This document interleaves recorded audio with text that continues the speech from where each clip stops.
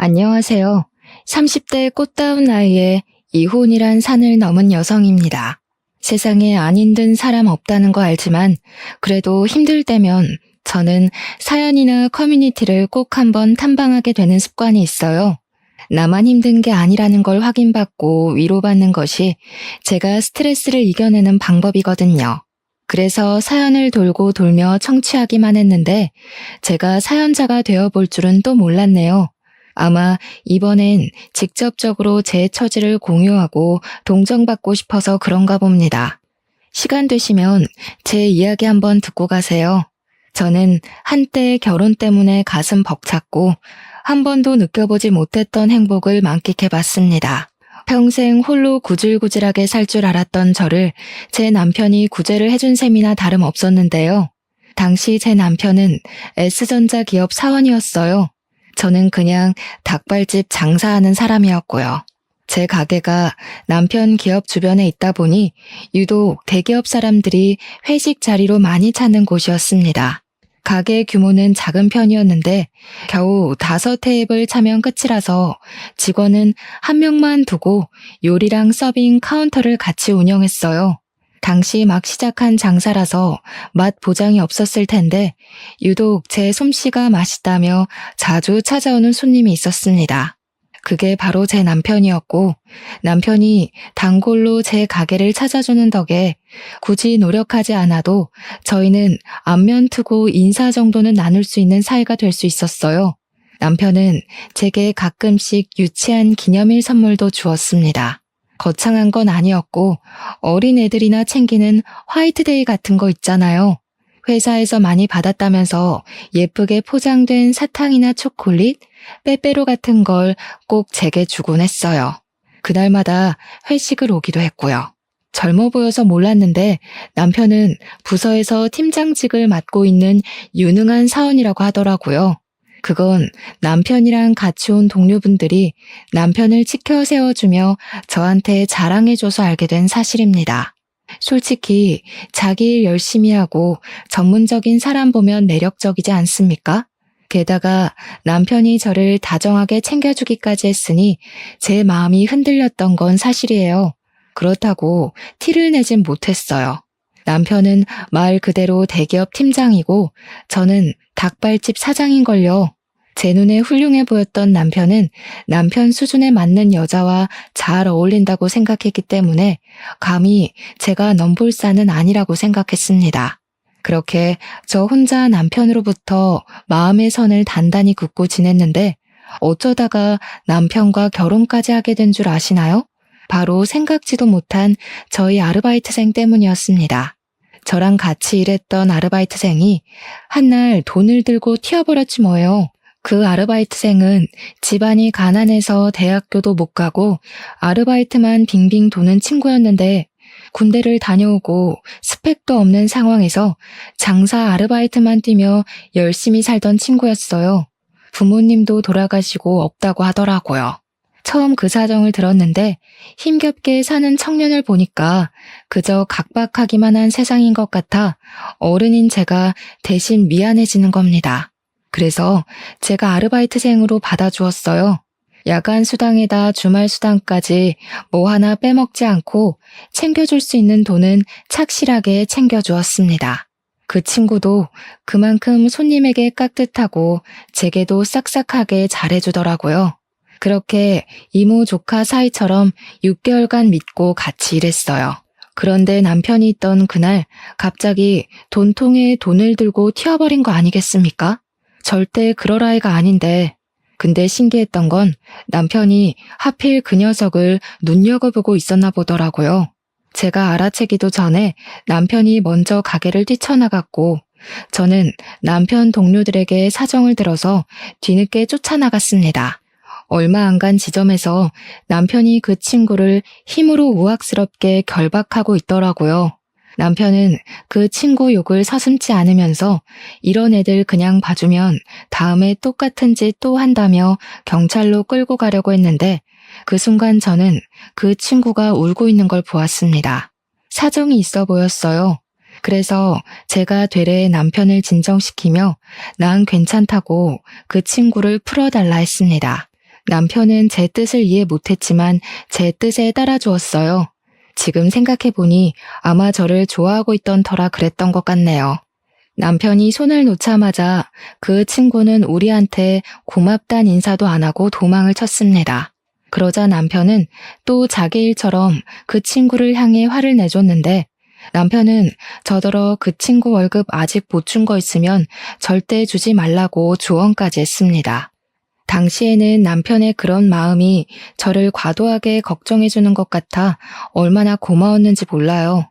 남의 일을 그렇게 신경 써주기가 쉽지 않잖아요. 콩깍지가 단단히 쓰였는지 남편이 좀 귀여워 보이기까지 하더라고요. 물론 남편의 감사한 당부를 지켜주진 못했어요. 급여 날에 아르바이트생 통장으로 돈을 입금해줬거든요. 어쨌든 남편에게 감사해서 그날 남편 술자리는 제가 공짜로 해줬고 싸줬어요. 서비스도 내주었고요. 자리가 파했을 때 남편이 끝까지 돈을 주려 했지만 제가 절대 받지 않았는데요. 그러자 남편이 제게 그런 밥을 살 수 있도록 시간을 내달라고 하는 겁니다. 그때부터 저랑 남편의 마음이 같다는 걸 알게 되었고 저희의 인연이 시작되었습니다. 저희는 남편의 청혼으로 만난 지 1년 만에 결혼을 약속하게 됐어요. 근데 제가 청혼을 한 번에 허락한 건 아닙니다.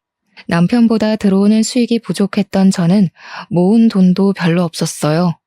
결혼은 같이 하는 거지 누구 하나가 손해보고 시작하면 안 되는 거잖아요. 그래서 청혼을 거절했고 남편에게 돈 좀 모으면 하자고 조심스레 말했습니다. 설마 내가 자기 사정 모르고 프로포즈 했을 것 같아? 내가 다 준비돼 있으니까 그냥 몸만 오라는데도. 정 마음이 안 좋으면 결혼하고 나한테 더 잘해주면 되지. 남편의 결혼하고자 하는 고집은 생각보다 강했습니다.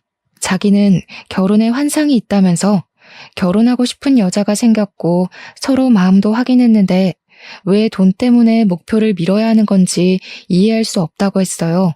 제가 미안해서 그러는 거라고 하면 남편은 당연히 미안해할 필요 없다고 받아칠 뿐이었습니다. 할 수 없이 저는 남편의 성의를 받기로 했어요. 그렇다고 진짜 몸만 맡길 생각은 없었기에 결혼하고 생활비만큼은 제가 알아서 해보겠다고 제 나름 남편의 성의에 대해 표시를 했어요. 그렇게 앞으로 행복한 미래만 꿈꿀 거라 생각했던 저의 결혼은 생각보다 첫 고비가 빨리 찾아왔습니다. 남편이 갑자기 해고를 당한 거예요. 이제 식구가 된 마당에 얼마나 충격적인 소식입니까? 근데 또 해고는 예민한 문제라서 막 물어볼 수 없잖아요. 그래서 최대한 남편 아픈 곳은 안 건드리게 조심스레 물어봤거든요. 남편이 난처해하면서 말해줬는데 이유가 음주운전 때문이라네요. 해고 이유를 듣는 순간 맥이 탁 풀려버리더라고요. 회사에 막중한 피해를 입혔다든지 상사랑 무슨 갈등이 있었다든지 남편에게 상당히 속상한 이유일 줄 알았는데 음주운전이라니 남편 말로는 한 잔만 마셔서 괜찮을 줄 알았대요. 근데 재수없게 음주 단속에 걸렸고 심지어 측정 거부하다가 경찰이랑 실랑이까지 벌였다고 하는 거 아닙니까? 그래서 해고를 당했다고 했어요. 남편이 100번 1000번 잘못한 일이고 저도 그 소리 듣고 남편을 많이 나무랐습니다. 그런데 한편으로는 음주운전이 잘못인 거 아는데 힘들게 입사한 대기업에서 음주운전 한 번 했다고 막 해고를 시켜버리는 건지 순응하기가 싫더라고요. 저도 당시엔 심장이 벌렁거려 그런 아니란 생각을 했던 것 같습니다. 어처구니 없는 일은 이뿐만이 아니었어요. 남편이 주로 우편물 오면 확인을 하고 버릴 건 버리고 했기 때문에 저는 우편물을 일체 신경 쓰지 않았어요. 제가 신용카드를 쓰는 것도 아니고 딱히 제 앞으로 올 만한 건 없었거든요. 그래서 그동안 몰랐는데 남편이 늦잠을 자던 날 저는 출근 준비를 하던 시간이었거든요. 주방을 들락날락 하는데 식탁 밑에 우편물 하나가 떨어져 있더라고요. 보니까 건강보험 자격에 관한 내용이었습니다. 남편이 제 밑으로 건강보험이 이전됐더라고요. 그건 일을 그만뒀을 때 오는 거잖아요. 남편이 해고당해서 일을 안 하고 있으니 건강보험이 내 밑으로 들어오겠다 생각은 했었어요. 근데 문제는 날짜라는 겁니다. 날짜가 남편이 해고된 날의 일자가 아니었어요. 남편의 보험 자격 상실 시기가 우리 결혼식 날짜보다 일주일 전으로 기재되어 있더라고요. 이게 어떻게 된 사실인가 싶어서 늦잠 자는 남편을 깨워 추궁을 했어요. 남편은 뭉구적거리며 일어나더니 우편물을 보고는 정신을 번쩍 차렸습니다. 자고 일어나서 그런지 변명을 생각할 정신도 없었나 봐요. 다짜고짜 제 앞에 무릎을 꿇으면서 잘못했다고 사과를 하는 게 아니겠어요? 사실은 남편이 결혼 전에 해고가 된 것이 맞고 자기가 이 사실을 밝히면 제가 결혼을 물을까봐 숨겼다고 하더라고요. 그동안 제가 차려주는 아침을 먹고 일을 나간 것도 출근하는 척이었대요.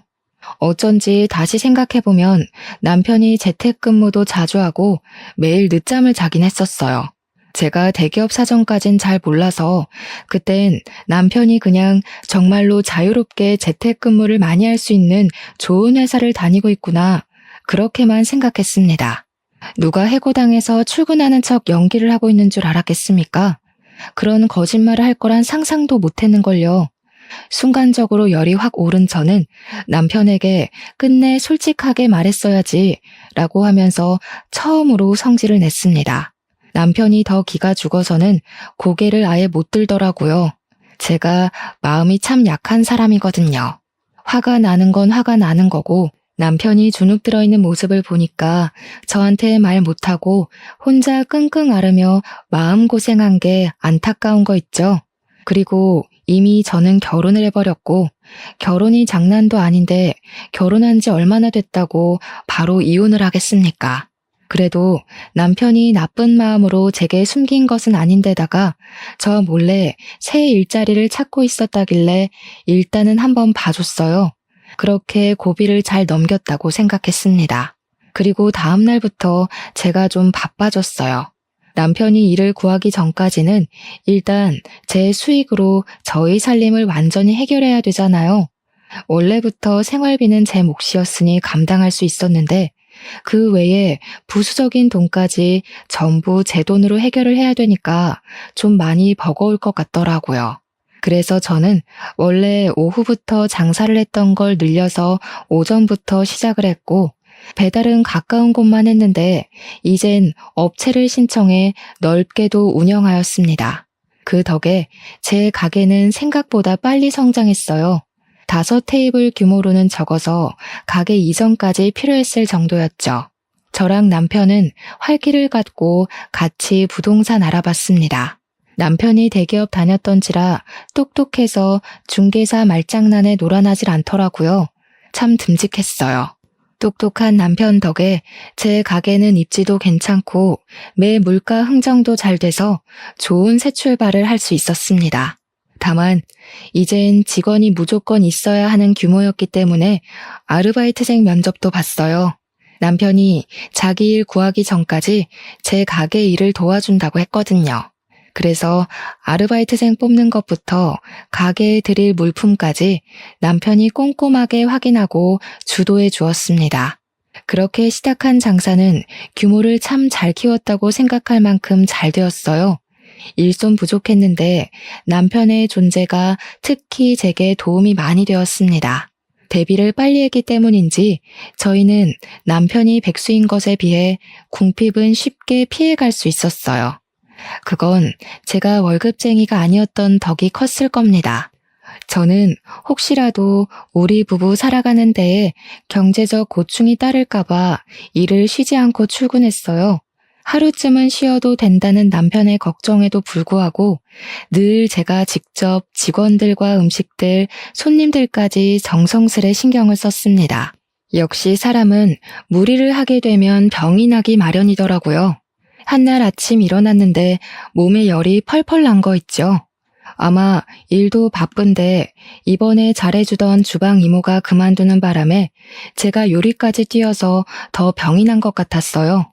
남편이 놀라서 얼른 저를 병원에 데려다 주었고 빨리 주방 일하는 사람부터 뽑으라고 걱정 섞인 잔소리를 했습니다. 오늘은 제발 내 말 좀 들어라. 나는 네 남편이잖아. 너만 내조해? 나도 외조 좀 하자. 내가 가게 봐주는데 뭐가 그렇게 걱정이야. 당신이 그랬잖아. 나 부사장 자격이나 마찬가지라고. 오늘은 무조건 집에서 쉬어. 그래야 앞으로 또 힘내서 일하지. 남편 말이 맞다고 생각했어요.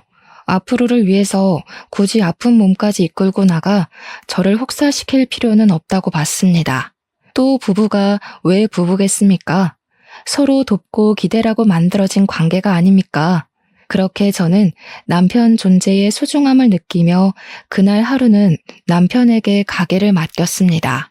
덕분에 오랜만에 쉬었던 저는 고작 하루 쉬었을 뿐인데 배터리가 충전된 느낌이었어요. 출근하면 힘든 건 마찬가지였지만 그래도 다시 기운내서 일할 수 있었습니다. 다 남편 덕분이라고 생각했어요. 그날 고생한 남편을 위해서 제가 지갑도 하나 사주었습니다. 그런데 남편이 제 선물을 받고도 좀 떨떠름해 하더라고요. 저희는 부부니까 표정만 봐도 기분을 눈치챌 수 있잖아요. 남편한테 무슨 안 좋은 일 있냐고 물었거든요. 그러자 남편이 마치 제가 물어봐 주길 기다렸다는 듯이 냉큼 얘기를 하는데 갑작스럽게 뱉는 그 말이 기가 찼습니다.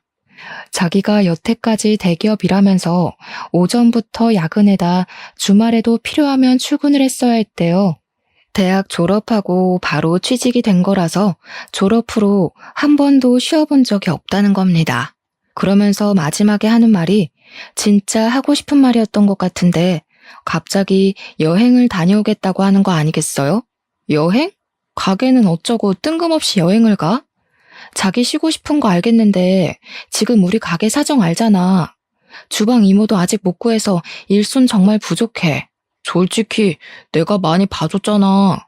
그리고 가게가 당신 거지 내 거야? 나 진짜 이대로 안 쉬고 평생 일만 하면 우울증 올 것 같아. 딱 한 달만 쉬고 싶어.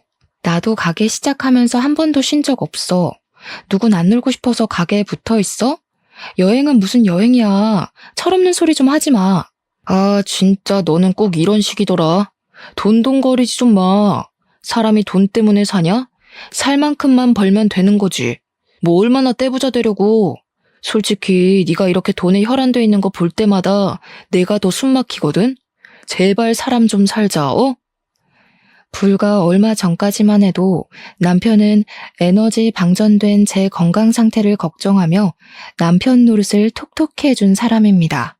그런데 그 사이 별일도 없었는데 갑자기 여행 타령은 뭐며 느닷없이 저한테 투정 아닌 투정을 부리는 걸까요? 그날 저는 남편의 의사를 못 들은 채로 치부하며 거절했어요. 여행도 상황 봐가면서 해야 되잖아요. 돈 버는 사람 따로 있고 돈 쓰는 사람 따로 있나요? 안 그래도 주방 이모가 일당백이라서 매출에 지장이 갈까봐 새로운 주방 이모를 뽑기까지 스트레스를 많이 받고 있는 상태였단 말이에요. 자영업 하시는 분들은 아시겠지만 요즘 사장도 하루 종일 서서 요리하고 서빙하고 그러니까 퇴근하면 정말 뻗어버리는 수준이거든요. 매출이 잘 나와도 몸이 힘드니까 사람이 금방금방 피폐해지고요. 제가 또 언제 몸병이 날지 모를 상황인데 이 와중에 남편은 한 달을 자리 비우겠다고 하니 오히려 더 배로 스트레스 오는 거 있죠. 남편이 꼴보기 싫기까지 하더라고요. 그래서 네 돈으로 가겠다면 안 말린다고 해버렸어요. 남편 돈 없는 거 누구보다 제가 제일 잘 알거든요. 당연히 기본상에서 토라져 있다가 다시 가게 나오겠지 생각했는데 제 판단은 완전히 오산이었습니다. 남편은 신이 나서 종일 휴대폰만 붙들고 다녔고 진짜 동남아 여행을 한 달 동안 갈 계획까지 다 세워서 비행기 표도 예매하더라고요. 아주 속전속결이었죠. 그 모습을 보는데 얼마나 맥 빠지고 할 말이 없던지 그냥 체념해버렸어요. 저도 남편 없으면 밥은 안 차려줘도 돼서 나름 신경 하나를 덜 수 있는 셈이긴 했거든요. 한 달 동안 옆에서 스트레스 주는 사람 줄었다고 나름 좋게 생각하려 했습니다. 어차피 제 돈도 아니니까요. 그렇게 한 달이 지났고 한 달 동안 정말 먼저 연락도 안 한 남편이 귀국을 했어요. 여행을 다녀온 남편은 제게 반갑다는 기색도 딱히 없었고 그저 가게 요즘 어떠냐고 묻는 게 다였습니다. 어떻게 제가 잘 지내냐고 먼저 연락해주지 않는 이상 한 번도 연락을 안 했던 건지 미치게 따지고 싶었지만 그마저도 기운 빠지는 일이라 하기 싫더라고요. 남편은 언제 놀다 왔냐는 듯 다시 제 일을 도와주기 시작했는데요. 제가 남편에게 약간의 정이 떨어진 것처럼 남편도 어째 여행을 다녀온 후로 딴 사람이 된 것 같은 느낌이 들었습니다. 원래 남편은 제 역할 못지않게 가게를 책임지는 책임자로서 역할을 톡톡히 하던 사람이었어요.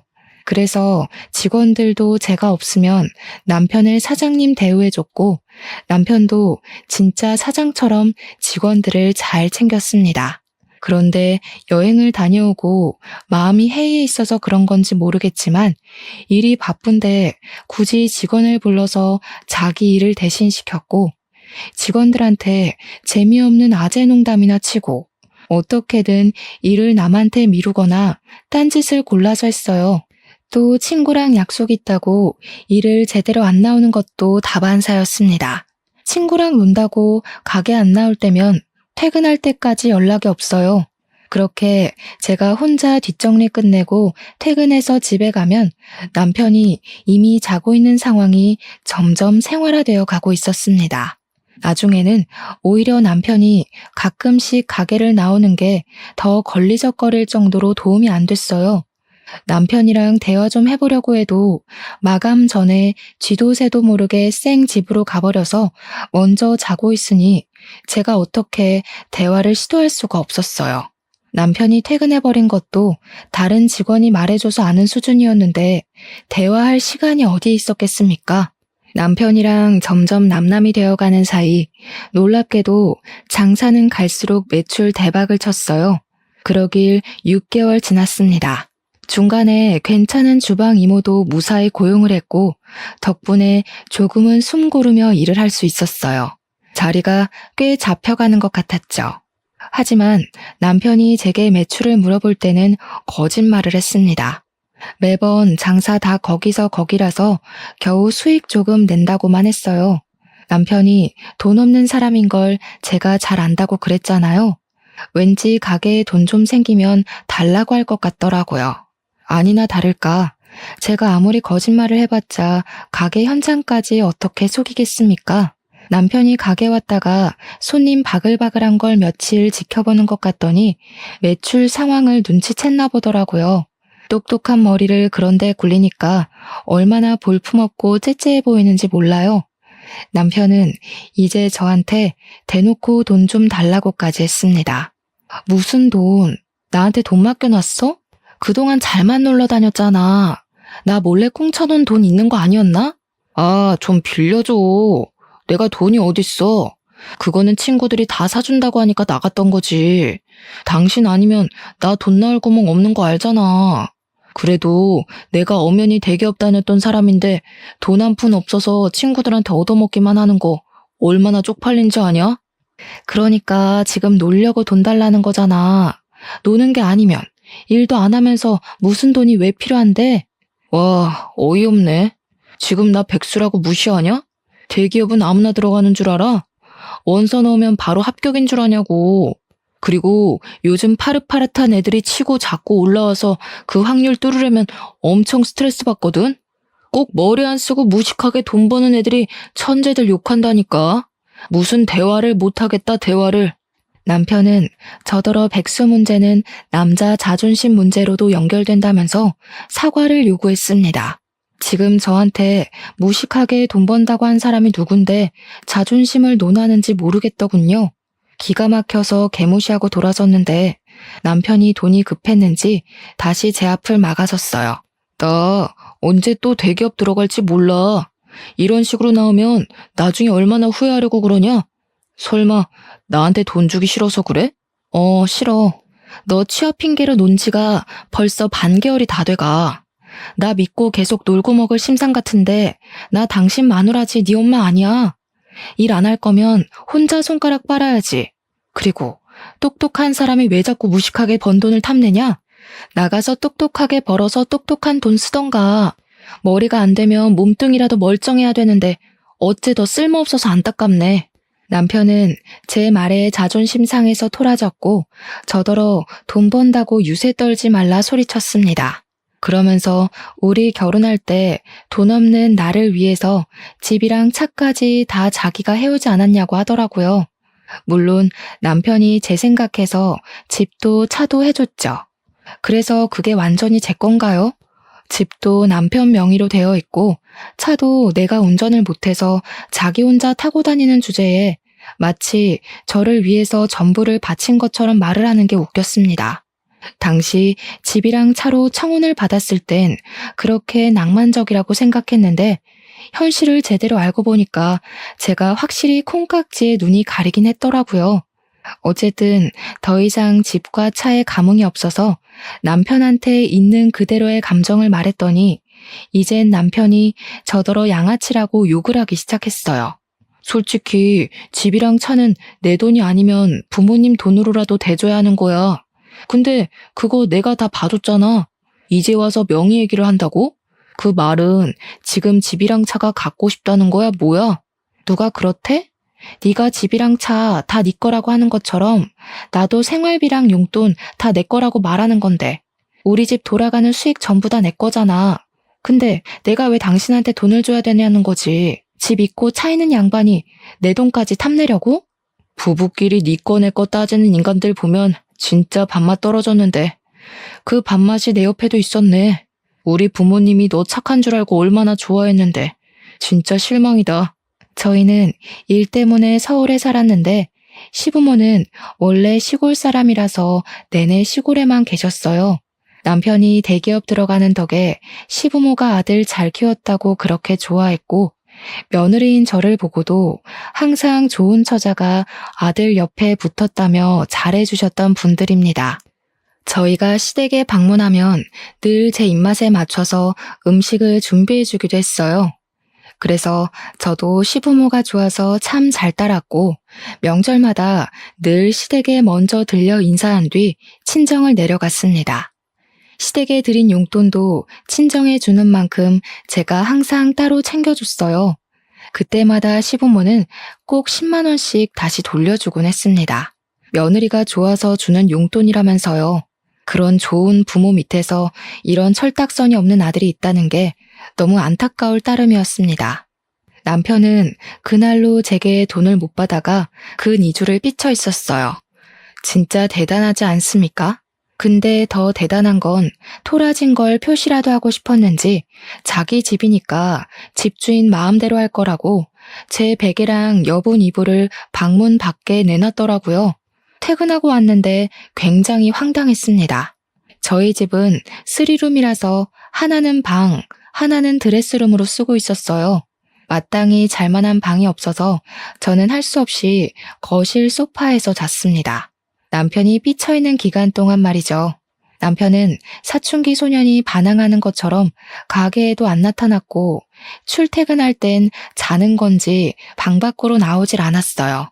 부부가 한 지붕 아래 사는데도 서로 얼굴 잘 못 보고 살았습니다.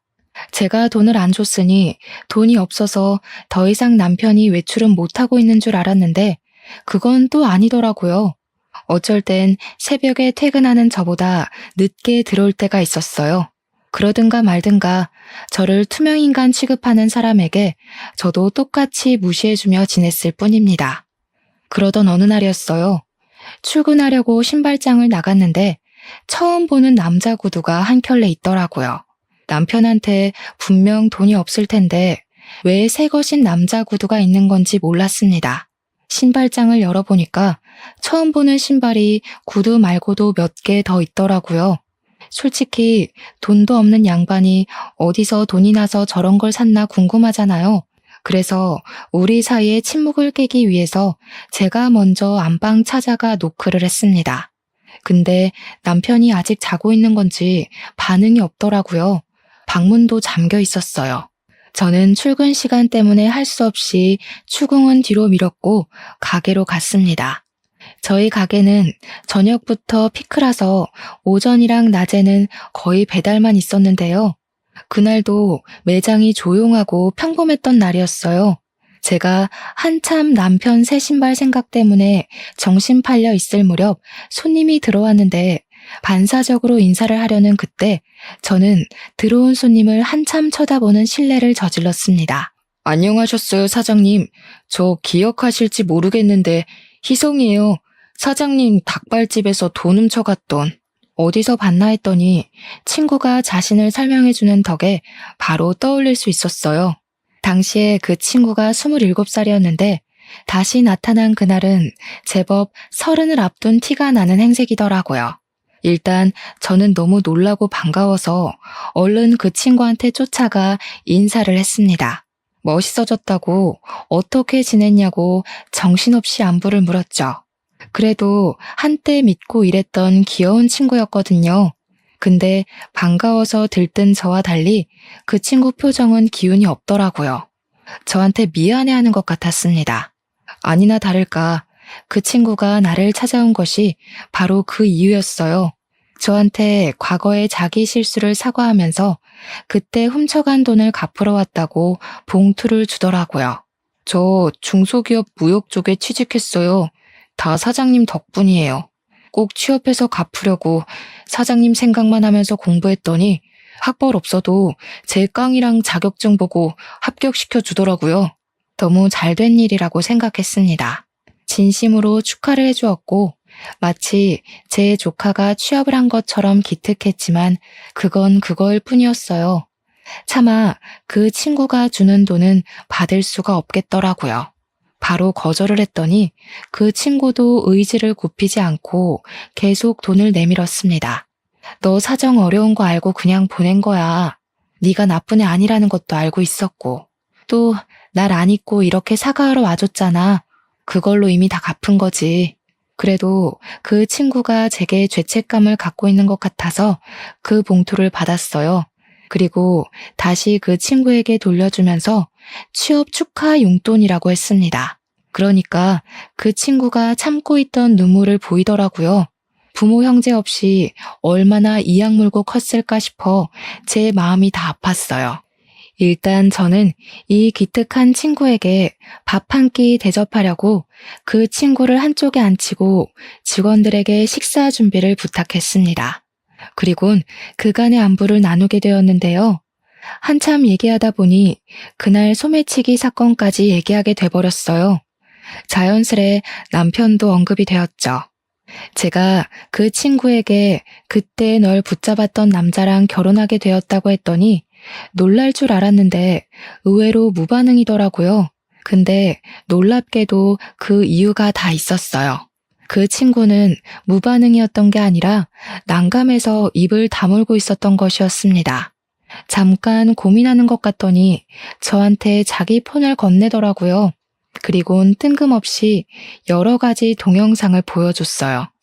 하지만 그 안의 영상은 전혀 뜬금없는 것이 아니었고 제 인생의 가장 큰 고비로 찾아오게 되었어요.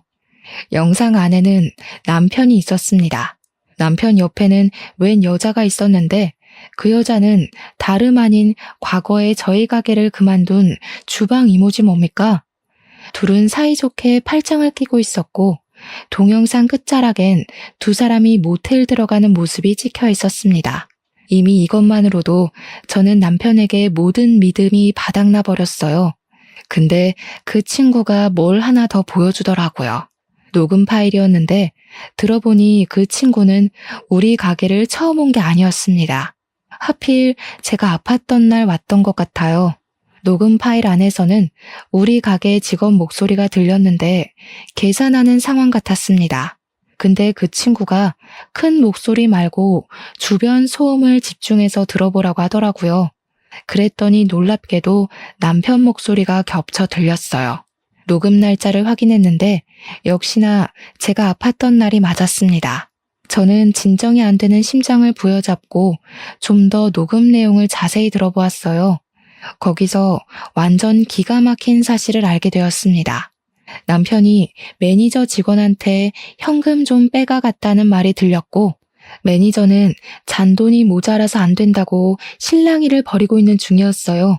그 친구는 저한테 인사를 하러 온 거였는데 그때 저는 가게에 없었고 과거에 자기를 붙잡았던 그 남자만 있다는 걸 알았다네요.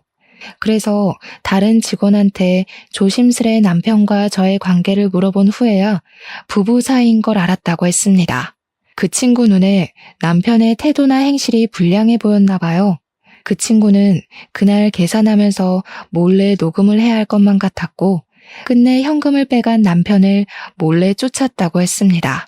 그렇게 얻어 걸린 게 남편이랑 주방 이모가 모텔 앞에서 만나는 장면이었다고 했어요. 그러니까 남편은 그날 내 가게에서 모텔비를 챙겨 주방 이모랑 놀았던 겁니다. 그 친구한테 이런 모습 보인 게 창피하지만 덕분에 제가 앞으로 어떻게 행동해야 될지 감이 잡혀서 고마웠어요. 보답은 나중에 진정이 되면 다시 만나서 해주기로 했고 일단 급하게 증거물을 받았습니다. 그렇게 저는 근무 중간에 처음으로 퇴근을 했어요. 제 전화도 안 받는 남편을 속으로 쌍욕하며 바로 집에 갔는데 미치고 팔짝할 노릇이 저를 기다리고 있더라고요. 마치 저더러 수많은 증거를 갖고 위자료 챙기라고 하늘이 도와주는 듯 했습니다. 제가 집 안에 들어가니 신발장에는 처음 보는 여자 신발이 있었어요. 이미 불륜이란 걸 알고 왔지만 직접 보니까 순간 심장이 덜컥 내려앉더라고요. 그래도 그 흥분감이 저를 더 미치게 만들어줬던 것 같아 오히려 도움이 되었습니다. 집 안으로 더 들어가 보니까 안방에서 웃고 떠드는 소리가 새어나오더라고요. 자기 집이라고 자기 마음대로 여자까지 들이는 남편한테 순간 화가 났습니다. 이럴 거면 마누라라는 게 왜 있는데요? 평생 혼자서 여자 갈아치우며 살다가 고독사 해버리지. 제 눈에 잡힌 이상 저는 일단 그들과 곱게 마주보고 대화하기 싫었습니다. 어떻게든 눈물을 쏙 빼놓고 싶어서 서둘러 주위를 둘러봤고 신발장에 소화기를 발견했어요. 핀을 빼고서 소화기를 들고 가 방문을 열었죠. 둘이 침대 위에서 나란히 누워 휴대폰으로 놀고 있길래 그대로 가서 소화기를 분사해줬습니다. 허우적거리는 둘을 쫓아다니면서 가루범벅으로 만들어버렸어요. 소화기를 난생 처음 써봤는데 그런 식으로 쓰게 될 줄은 상상도 못했네요. 소화기가 또 거의 새 거였던지라 분사력도 좋더라고요.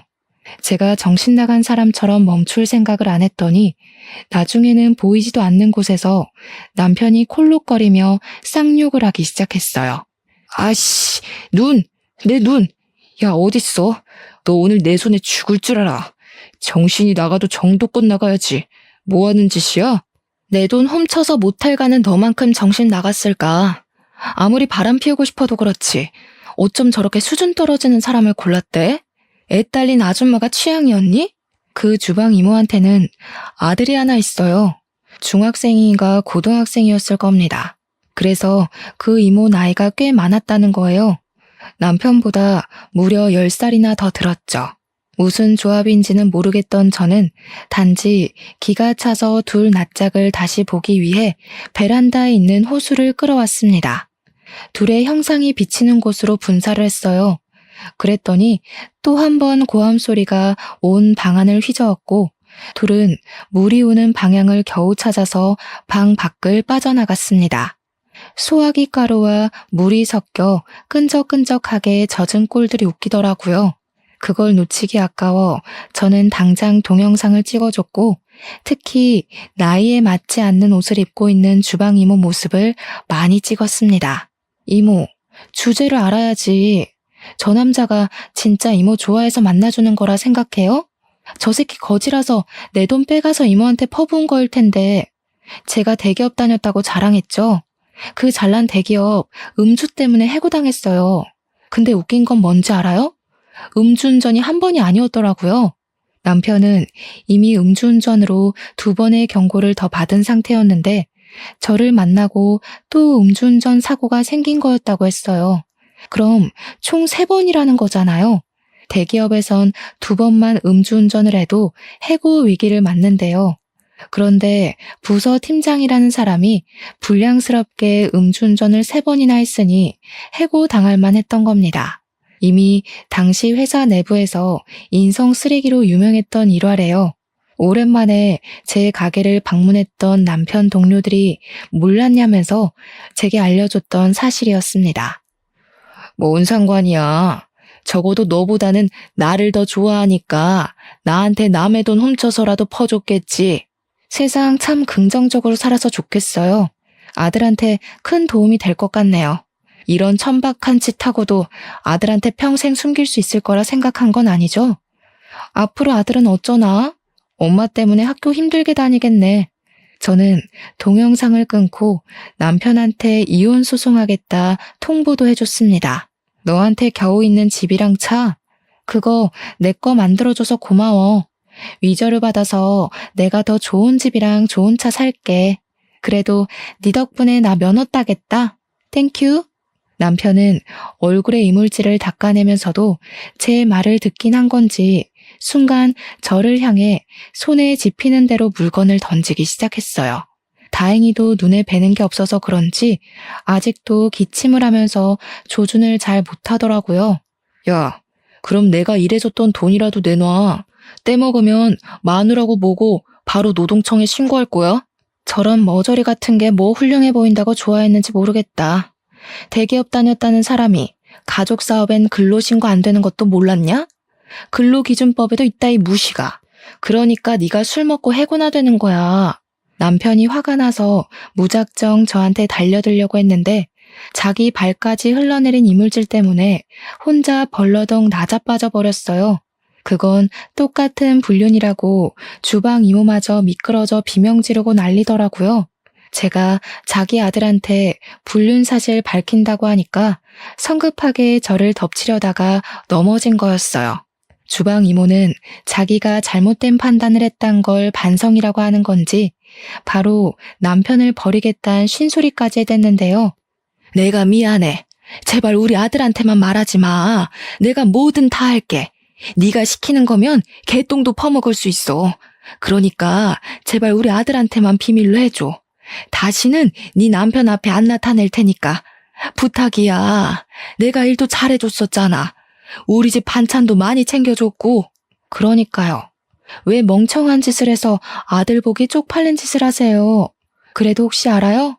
그렇게 절절한 마인드로 아들한테 잘 빌어보면 아들이 눈 감아줄 수도 있잖아요. 진짜 그 정도는 빌어야 천륜 안 끊길 거예요. 그렇게 저는 신혼집 같지도 않은 구렁텅이를 빠져나왔습니다. 동네방네 소문나라고 문까지 열어놓고 나와버렸어요. 그렇잖아도 고맙게 남편이랑 상간녀 둘이서 소리를 고래고래 질러주더라고요. 그렇게 상간녀 소송과 이혼 소송한 걸로 저는 위자료를 받았고 남편은 정말 가진 돈이 없어서 빈털터리가 된 듯했어요. 뭔 상관인가요? 저는 그저 오래간만에 여유가 생겨 친정 부모님에게도 용돈 주고 저 개인적으로 원했던 구조물의 집도 사고 또 진짜로 면허까지 땄습니다. 의지가 될 줄 알았던 남편이 하나 없어졌을 뿐인데 세상 만물들이 다 아름다워 보였어요. 한참 제 시끄럽던 삶도 안정이 돼가고 가게도 제법 유명세를 치렀을 때쯤 상간녀랑 친했던 다른 주방 이모가 슬쩍 상간녀 소식을 말해줬는데요. 상간녀 아들이 지금 사춘기라서 생각보다 더 피 튀기는 싸움 중이라네요. 현재 아들이 성인 되면 자기 엄마 버릴 거라고 난리라 하더라고요. 상간녀가 돈도 없어서 위자료 때문에 집까지 팔고 아들을 강제 전학까지 가게 했으니 아들 입장에선 엄마가 얼마나 창피하고 미웠겠습니까? 다 자기 업보겠죠. 남편은 더 이상 집도 없고 돈도 없으니까 본가에 내려가 지내는 것 같았어요. 남편이랑 이혼하면서 유일하게 걸렸던 존재가 바로 시부모였는데 아무리 밉상인 남자였다지만 그래도 그 자식 부모만큼은 제게 좋은 사람들이었거든요. 그래서 저는 시부모에게 솔직하게 제 상황을 얘기했었고 이런 꼴 보이게 되어 죄송하다는 말만 전한 채 연락을 끊었습니다. 답장은 제가 일부러 받지 않았어요. 전화라도 올까봐 수신 차단도 해버렸죠. 좋은 사람일수록 작별은 깔끔하게 해야 된다고 생각했기에 제 인사만 전할 수밖에 없었습니다. 참, 그리고 이혼 소송 과정에서 알게 된 사실인데 남편이 해외여행 갔던 거 있잖아요. 주방이모랑 간 거라네요. 남편이 그때부터 변한 것 같았는데 차마 불륜까진 눈치 못 챘다는 게 억울하더라고요. 지난날 후회해서 뭐 하겠습니까? 역경을 디딘 제가 무너지지 않은 걸로 잘 해결됐다고 봐야죠. 잘못 저지른 사람들이 되레 잘 살면 세상이 너무 재수없을 거잖아요. 결국 정의와 진실이 승리한다는 걸 크게 깨우쳤던 경험이었습니다. 앞으로는 이곳에 사연을 올릴 일 안 생겼으면 좋겠네요. 긴 사연 들어주시느라 고생하셨습니다. 감사합니다.